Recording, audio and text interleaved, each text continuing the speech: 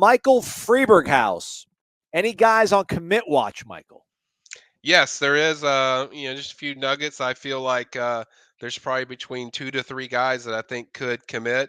I think one of the top guys for me that I'm going to watch is Jason Zondamela. He's from the same school as Lucas Simmons, Clearwater International Academy. I think FSU's trending in a very, very good direction there. I feel very good about their chances, and I think you could see him pop. I think you could obviously see a few other guys. I might mention that later tonight, as far as several guys that I'm looking for. I think some young guys, certainly. You got Jonathan Daniels is one that I'm looking at. You certainly have Landon Thomas, who I think Joey was going to ask about him. He's one that I feel like there's some real momentum building for FSU with Landon Thomas. So I think those are a few guys, but Jason's kind of the guy I'm kind of locked in on that I think there could be good news, and I think they could get some young guys that are 2025. I think you could get some guys that are pop. So I could see like 2 or 3. I think you could see end up this weekend. I'm not guaranteeing it, guys. I'm just saying I know the way the recruitment is trending.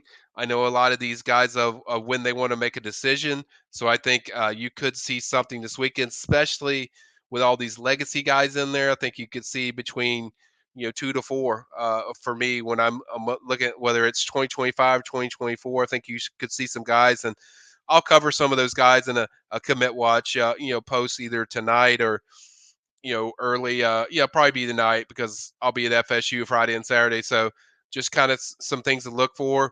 Another guy we haven't even mentioned that's visiting tomorrow is Charles Lester. This will be like his 9th or 10th visit to FSU.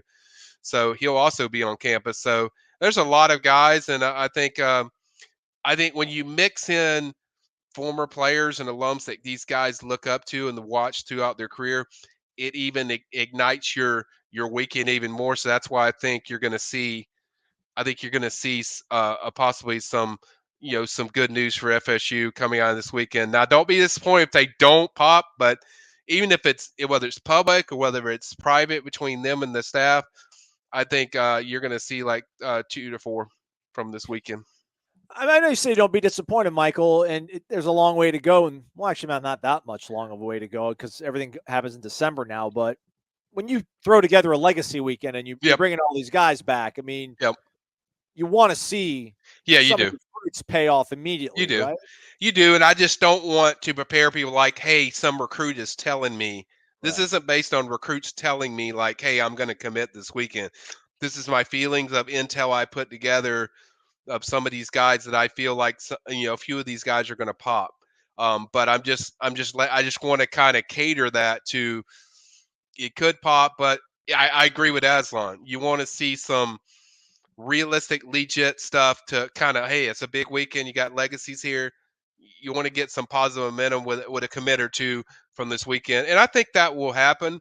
We'll see, but that's just my opinion. But I don't disagree with what you just said, but I just kind of want to prepare people like, hey, this isn't like, oh, they're going to guarantee.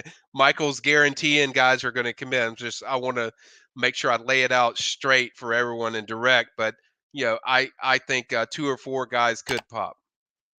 By the way, Charles Lester's not one of them. I just had him on the screen because Michael mentioned him earlier. So sometimes things aren't coming quickly and syncing up to everything that's happening. But you all know what's going on. But with Charles, I would say they definitely are the leader. I feel really good about where they sit with Charles. So I will say that.